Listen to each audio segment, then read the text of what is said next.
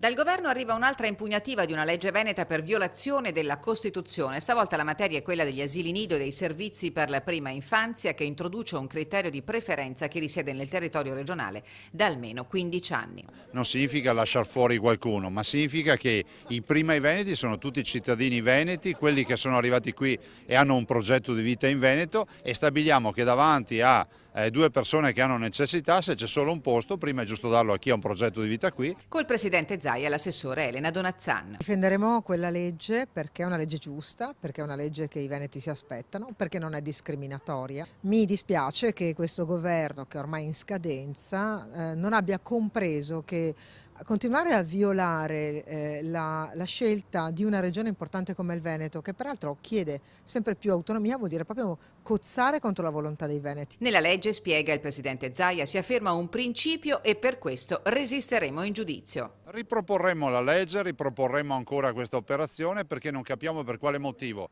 noi veniamo penalizzati. A me risulta che altre regioni magari non diranno prima Trento o prima Bolzano, però comunque le leggi se le fanno e i risultati si vedono. Ma ieri è arrivata anche la bocciatura della consulta alla legge del Veneto, che prevede un fondo regionale per pagare gli avvocati a chi spara ai ladri. Io non posso finanziare la difesa legale di un cittadino, persona per bene, che si è difeso, si è messo nei guai, e poi in Italia è normale dare 80 euro al mese a tutti senza nessun problema, no? Poi magari si chiedono anche indietro questi soldi, ma comunque abbiamo visto anche questo.